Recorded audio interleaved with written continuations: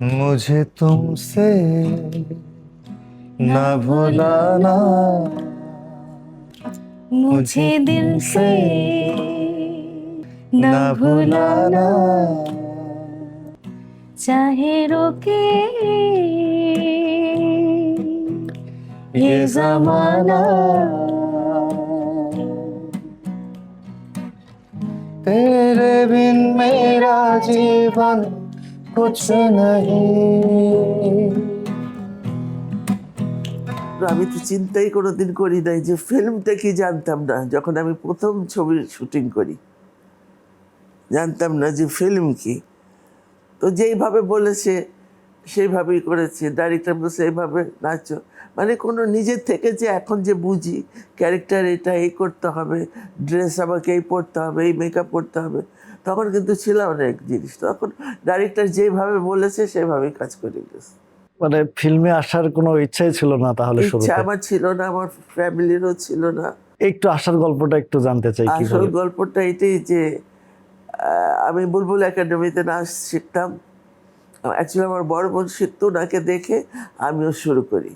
তো আমার বাবা খুব আমাকে এনকারেজ করেছে, আমার বাবা যে মেয়েটার ভিতরে কিছু একটা আসছে, দেখে দেখে ও করে, ও করতে পারবে। তো এতে সাহেব যে ছিলেন ডাইরেক্টর, উনি বাবাকে রিকোয়েস্ট করলো যে এই তোর মেয়েকে দে না ফিল্মে। বাবা বলে দূর, আমার এই মেয়ে পারবে না। এই মেয়ে ছেলেদের মতো সে ঘুড়ি উড়ায়, বল নিয়ে ব্যাট নিয়ে চলে যায় কাজিনদের সাথে খেলতে, এই মেয়ে কিছু করতে পারবে না।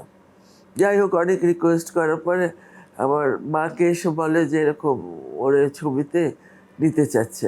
আমার মা বলে দূর, ও কিছু করতে পারবে নাকি, ও তো একটা ছেলের মতো, টম্বয়ের মতো আমি বড় হয়েছে। সে কিছুতেই মা রাজি হয় না।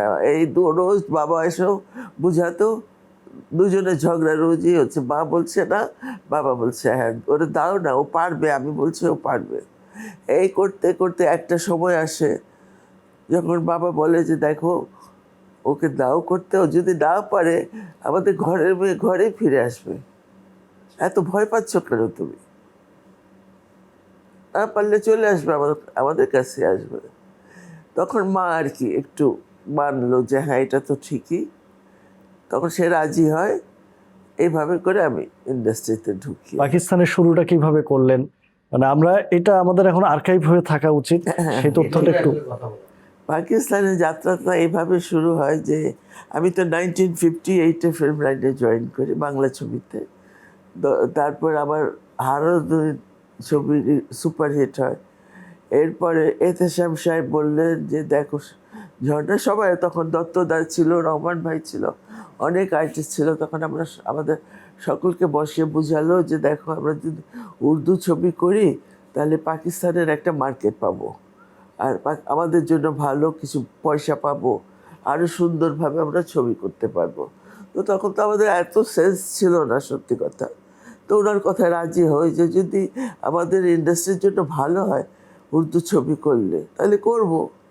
এই চিন্তা করে চান্দা প্রথম ছবি শুরু করি। তখন তো উর্দু কি জানতাম না, বাংলাতে লিখে লিখে উর্দু বলতাম আর কি। তো তারপরে এভাবে শিখি। তখন এই ছবিটা পাকিস্তানে রিলিজ হয়, সেখানে সাংঘাতিক সুপারহিট হয়, সাংঘাতিক সুপারহিট। তারপর তালাশ, এরপরে তালাশ বানাই। এরপরে ওটা তো এখানে সুপারহিট হলো। আমার মনে আছে যে সকলে মানা করেছিল সামনে একটা ইন্ডিয়ান ছবি, তখন তো ইন্ডিয়ান ছবি এখানে লাগতো, কি ছিল, পারভারিশ, হ্যাঁ, রাজ কাপুর, মালা সিনহা, আরও কে কে ছিল, সকলে না করেছিল যে রিলিজ দিও না এই ছবির সামনে, আমাদের ছবি চলবে না এখানে, এত বড় বড় আর্টিস্ট ইন্ডিয়ার। এতে তাকে সাহেবকে আমরা চাচা বলে ডাকতাম। তখন তো ফিল্ম ইন্ডাস্ট্রিতে চাচা বাবা এই ছিল আর কি। এখন তো ওই ইন্ডাস্ট্রিও নাই আর চাচা বাবাও নাই। যাই হোক, চাচা বললো যে তোমরা সবাই রাজি হও, করো, দেখো না কি হয়। তো নমান ভাইও বললো, দত্তদাও বললো যে ঠিক আছে, যদি আমাদের ইন্ডাস্ট্রির জন্য ভালো হয় তো আমরা করবো।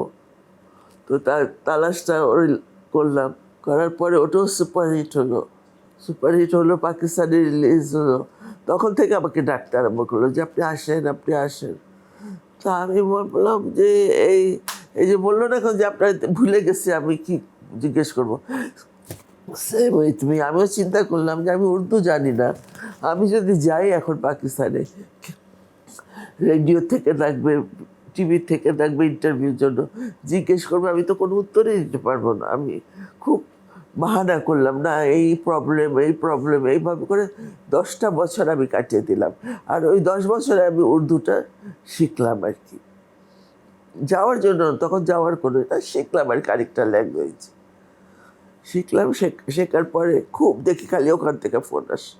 তখন আবার এইখানে একটু আমাদের মানে ঢাকাতে ছবির এটা একটু খারাপ যাচ্ছিল আর কি। চান্দা তালাশ হওয়ার পরে অনেকেই উর্দু ছবি বানালো, কিন্তু চললো না আর কি, চললো না, মানে খারাপের দিকে ইন্ডাস্ট্রি। তখন বসেও থাকতাম, কাজের লোক আমরা। তো রবীন বললো যে চলো যাই, যদি না পারি আমরা করতে, আমরা ফিরে এসে পড়বো, কোনো এই তো না যে না পারলেও থাকতে হবে, করতে হবে না, চলে আসবো। আমি দেখো চিন্তা বলে তুমি চিন্তা করো, তুমি কাজ করবা। আমি বলছি আমার তো ভয় লাগতেছে, ওরা যখন আমাকে কোনো কথা জিজ্ঞেস করবে আমি তো উত্তরই দিতে পারবো না। তো বলে ঠিক আছে তাহলে চলো যাই, গিয়ে দেখি যদি ভাল লাগে থাকবা, নাহলে চলে এসে পড়বো। আমি চলো যাই, এইভাবে গেলাম। গিয়ে যখন একটা ছবি, যেই ছবিটার কথা হয়েছিল সেই ছবিটা ওয়াহিদ মুরাদ ছিল আমার সামনে, বিরাট সুপারহিট হয়ে গেল ওই ছবিটা। সুপারহিট হওয়ার পরে ন্যাচারাল যা হয়, অন্যান্য ডাইরেক্টর প্রডিউসার এসে বাস ধরলো আমাকে যে না তুমি এই করতে করতে বাস মনে করে এইটাই বোধহয় শেষ, এটা শেষ করে চলে যাব। এটা আর হয় নাই, আগেই গিয়েছি, পিছনের দিকে তাকিয়ে আর দেখি নাই আর কি। তারপর আমার প্রথম শুটিং মজা সেটা ছিল ওয়াহিদ মুরাদের সাথে, সে তো ঠিক আছে। যখন লাহোরে আমাকে ডাকলো যে আপনি লাহোরে আসেন, ইন্ডাস্ট্রি লাহোরে, করাচিতে কিচ্ছু না, আমরা খালি চিন্তাই করছি যে কী করবোটা, কিছুই তো বুঝতে পারি না। তো রবিন আমাকে বলতেছে যে চলো যাই, না হলে আমরা চলে যাব ঢাকায়, তুমি এত কেন নার্ভাস হচ্ছ। তো গেলাম লাহোরে, আমার সঙ্গে ওই ছবিতে ছিল মোহাম্মদ আলী আমার সঙ্গে। তো সেটে গেলাম, প্রথম দিন শুটিং, রেডি হয়ে ডাইরেক্টর ডাকলো যে রেডি হলে ম্যাডামরে বলো আসতে। আমি বললাম আমি রেডি আছি। আমি বললাম সিন কোথায়, আমাকে সিন দেখান। বলে সিন এখনও লিখতেছে। আমি বলছি হ্যাঁ এখনও লিখতেছে শুটিং সেটে, তা আমি কখন পাবো, কখন মুখস্থ করবো জিজ্ঞেস করলাম। বলে আপনি আসেন সেটে, ডাইরেক্টর সাহেব বলছেন। আমি গেলাম, গিয়ে তাকে, আর ডাইরেক্টরও খুব বড় ডাইরেক্টর ছিল, ইন্ডিয়াতে কাজ করতেন উনি, শরীফ নাইয়ার সাহেব। তো আমাকে বললো, আমাদের সিনটা দেখলো, আমি দেখালো, সে বুঝালো পুরো, এটা আমাকে বুঝাচ্ছে। তো আলী সাহেব আসছে আর কি, ওনাকে দেখে আমি একদম হাত পা আমার কাঁপতে আরম্ভ করলাম, সো টল অ্যান্ড মানে আমি সেই লোকটার সামনে আমি কী উর্দু বলবো মানে সব ভুলে গেছি। তখন সে আসলো, তার কাজের স্টাইল, সে স্ক্রিপ্ট নিয়ে দেখলো, নাইয়ার ভাই স্ক্রিপ্ট দিয়েছে, स्क्रिप्ट देखे 1 पृष्ठा 2 पृष्ठा देखा, बोला टेक करे। मैं बोला अली भाई मुझे उर्दू नहीं आती, आपको तो पता है मेरी ये ज़ुबान नहीं है। ओ सॉरी शबनम, मैं भूल गया था, तो याद करके जब याद कर लेगी तो मुझे बुला लेना। এই বলে সে অফিসে চলে গেল, তার অফিসে। তো যখন আমি মুখস্থ করলাম, তারপর আমি বললাম রেডি আসছে, এখন ডাকেন। তো ডাকলো, শর্ট 2-3টা রিহার্সাল দিলাম, ওইখানে তো বিরাট বড় বড় শর্ট অ্যারেঞ্জ করে আর কি, আর মুখস্থ করে প্রম্পট করে না। तो 2-3 रिहर्सल करम। मैं बोला अली भाई प्लीज़ मुझे हेल्प कीजिएगा। कह दो बेटा तू ठीक तो कर रही है। तब যাই হোক শর্ট দিলাম, প্রথম শর্টে প্রথম টেকটাই ওকে হয়ে গেল। আমি বলে পাগল ভয় পাচ্ছিলি না, তুই তো मेरा भी उस्ताद निकली है। मैं कह नहीं अली भाई ये मेरी ज़ुबान ही है, थोड़ा सा प्रॉब्लम तो है मेरे लिए। कह रहे नहीं तू बहुत आगे जाएगी, देख लेना। তারপরে শুরু হলো একটার পর একটা সুপারহিট, তারপরে আর পিছন দিকে আমি তাকাই নেই আর কি। আর ওইখানে আরেকটা ঘটনা ঘটেছিল, আমি নাম বলতে পারবো না। সেটা হচ্ছে যখন আমি গেলাম প্রথম, তখন তো আমি খুব পাতলা ছিলাম, রোগা টোকা ছিলাম। কেউ আর কি আমার কোনো হিরোইন আর কি, ন্যাচারালি হিরোইনই জেলাস হবে, দেখে বলে এই কী করবে, এ কিচ্ছু পারবে না। পাকিস্তানি হিরোইন, হ্যাঁ পাকিস্তানি হিরোইন। হ্যাঁ, ওকে। এক দুইটা ছবিতে কাজ করবে, কাজ করে চলে যাবে, ওদের আইডিয়া আর কি এটা ছিল। এ কী করবে, দুটো ছবি করে চলে যাবে। তো আমাকে যে এসে বললো যে ম্যাডাম আপনার সম্বন্ধে না মুখে এই কথা বলছে, আমি বলছি এই কথা বলেছে, বলে "হ্যাঁ, ঠিক আছে", ব্যাস এই পর্যন্ত। এইটা আমার জেদ রয়ে গেল ভিতরে, যে কি বললো যে দুইটা ছবি করে চলে যাবো, আমি দেখিয়ে দেবো। এই জেদটা যেটা আমার ভিতরে কাজ করেছে আগে বেড়েছে, কাজ করেছে। আমি কাজ করে দেখাবো যে আমরা বাঙালিরা কি করতে পারি না। এইটাই ছিল আমার জেদ আর কি। चमन चमन कली कली डगर डगर गली गली। ওখানে যে কাজ করতাম, এটা তো আমার ছিল একটা, যে বাঙালি হয়ে দেখাবো, এটা ভিতরেই ছিল। যে কি আমাদের কি মনে করে তারা, আয়নার পুরো টিমটাই ছিল বাঙালি, ডাইরেক্টরের থেকে আরম্ভ করে, প্রডিউসারের থেকে আরম্ভ করে, নাদিম, আমি, রবি, মিউজিক, সব পুরোটাই বাঙালি। তাই বলি যে আজকে আবার ঠিকই পেলাম। রবিনকে আমি খুব মিস করছি, বিকজ রবিনের অনেক ক্রেডিট ছিল আমাকে এই পজিশনে আসার জন্য। ব্যাস পাবলিক এত এটা যে এইভাবে নেই, ওটার মধ্যে কমেডি নাই, কোনো মারামারি নাই, কিছু না, একটা সিম্পল সামাজিক ছবি ছিল আর কি। But music was super hit.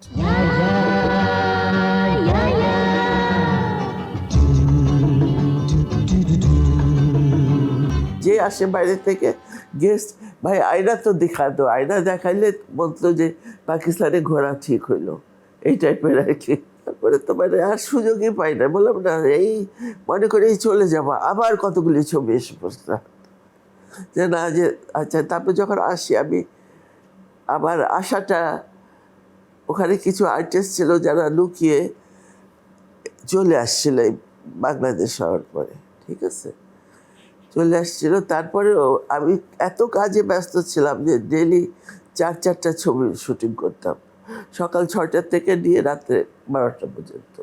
আমি খেয়ালও করিনি ওখানে নাকি নো অবজেকশন সার্টিফিকেট আর্টিস্টদের উপরে লাগিয়েছে। আমি রবীন্দ্র বললাম যে আমাদের একটা সার্টিফিকেট যখন করেছে, একটা লেটার দিয়ে দাও, আমারও তো লাগবে ঢাকায় গেলে। ঠিক আছে, তো একটা চিঠি লিখে দিয়ে দিলাম আমরা ইসলামাবাদে আর কি, কালচারে। তারপর দেখি জবাব আসে না। আমি কাজ করতেছি, আমার প্রায় 3 বছর হয়ে গেছে। আমি বললাম কী ব্যাপার রবীন, আমাদের দিচ্ছে না কেন এনওসি? বলে তাই তো। আমার শুটিং ছিল ইসলামাবাদে গেলাম, সেদিন বৃষ্টি হচ্ছিল খুব, শুটিং ক্যান্সেল। তো রবীন বললো চলো আজকে আমরা যাই, গিয়ে কথা বলি। ঠিক আছে। আমি নিচে ফোন করে ইন্টারকন্টে ছিলাম, ফোন করে বললাম যে আমাকে কালচার মিনিস্ট্রি একটু মিলিয়ে দেন। বলে আমাদের কাছে তো নয়, আপনাকে আধা ঘন্টা পরে দিয়ে। আমি হ্যাঁ, আধা ঘন্টা পরে দেন। তো মিনিস্ট্রির সময় দিয়ে আধা ঘন্টা পরে ফোন করলো যে আপনি, এখন তো বাজে 11টা, আপনি কি 12টার মধ্যে আসতে পারবেন? আমি হ্যাঁ, আসতে পারবো। তো গেলাম, তো আমাদের গেট থেকে নিয়ে গেল। আর যখন অফিসে গেলাম, ওই মিনিস্টার দেখে তো মানে অবাকের তাকে বলে আপ কি আয়, আপনি কেন আসছেন এখানে? আমি বলছি আপনার জন্য আমি এখানে আসছি। বলে আমার জন্য? আমি বলছি হ্যাঁ। মানে কেন, কি ব্যাপার? আমি 3 বছর হয়ে গেছে আমি এনওসি চাচ্ছি, আপনারা আমাকে এনওসি দিচ্ছেন না। বলে 3 বছর হয়ে গেছে? আমি বলছি হ্যাঁ। আমি আমার মা বাবাকে দেখতে যেতে পারি না, আমার সব আত্মীয় স্বজন ওখানে, কাউকে পারছি না যেতে। তো বলে একটু বসেন। অর্ডার দিল যে ওনার ফাইলটা নিয়ে আসো দেখি। তো ফাইল পাই না, এসে বলতেছে ফাইলটা পাচ্ছি না। তো ওই মিনিস্টার খুব গালাগালি দিল সেকে, যে যেখান থেকে পারো নিয়ে আসো ফাইল। তার নিয়ে আসছে, আইসা তারপরে প্রথমে খুলেই একটা কাগজ দিলাম, মানে বলে দেখেন। আমি দেখলাম, বললাম ওইটার মধ্যে প্রডিউসার অ্যান্ড ডাইরেক্টর অ্যাসোসিয়েশন থেকে চিঠি দিয়েছে যে শবনমকে কোনো রকম যাতে এনওসি না দেওয়া হয়, যদি সে চলে যায় এই সময়, তাহলে আমাদের খুব ক্ষতি হবে ইন্ডাস্ট্রি, কোটি কোটি টাকা তার উপরে লাগানো আছে। বলে এইটার জন্য আপনারটা আটকে রেখে দিচ্ছে। আচ্ছা ঠিক আছে। আমি শবনম এই কাজ করবে না, এত নিচ না শবনম। যদি যাই বলেই যাব, আসবো বলেই আসবো। আমি এখন কি করবেন, এখন তো আর দেখলেন সব কিছুই, এখন কি করবো? বললো এখন তো দিয়েই দেবো আমি। তো তখন দিয়ে দেয়, তারপর আমি আর কি এখানে আসা যায়, একবারই লাগে, তারপর আর লাগে নাই। বাংলাদেশের এটা তুমুল জনপ্রিয় সিনেমা, যেটা এখনো এইটার প্রচলিত, এখনো এই সিনেমাটা ব্যাপকভাবে জনপ্রিয়। এক কথায় মানে আপনি সবার আম্মা জান। এবং এখন যে সামাজিক যোগাযোগ মাধ্যম, আম্মা জানের কথা আর বললেন ভাই, আম্মা জানটা করার পরে তো আমি আর কোনো ছবি করতে পারছি না, বিকজ দ্যাট ক্যারেক্টারটা এত হাইটে নিয়ে গেছে আমাকে, যে আমি ফিল করি এত খুশি যে যখন আমি কোথাও যাই সকলে বলে এই আম্মা জান আসছে, সরো সরো সরো। আমি বলি হ্যাঁ ভাই, তোমরা সবাই আমার ছেলে, আমি তোমাদের আম্মা জান। এই যে ফিলিংসটা, এটা তো আমি কাউকে বোঝাতে পারবো না। আপনারা সবাই তোমরা আমার ছেলে। সামাজিক যোগাযোগ মাধ্যমে এখনো এটা নিয়ে অনেক আলোচনা হয়। অনেকেই সম্মান সূচকভাবে তারা ফেসবুকে ছবি পোস্ট করছে যে আম্মা জান, মানে এই ব্যাপারটা আসলে আপনার চোখে হয়তো বা পড়েই মাঝে মধ্যে। আমি এরপরে কোনো ছবি করতে পারি নাই। অফার তো প্রচুর ছবির জন্য এসেছে, কিন্তু বলছে না, এত উপরে নিয়ে গেছে আমাকে আম্মা জান। এরপরে যে কোনো ক্যারেক্টার বা যে কোনো আম্মা জানে আমি করতে পারবো না। তো আমাদের দেশের হিরোদের কথা স্বপ্না ম্যাডামের কাছ থেকে জানতে চাই। আমাদের দেশের হিরোদের থেকে কাদের জায়গাটা এখনো মনে হয় স্বপ্না ম্যাডামের কাছে উজ্জ্বল? তো রাজ্জাক সাহেবের ছিল। আয়নাতে ওই মুখ দেখবে যখন, কত পুরানো গান। উঠবে যখন ফুল বকুল শাখে, তোমর যে এসেছিল জানবে লোকে।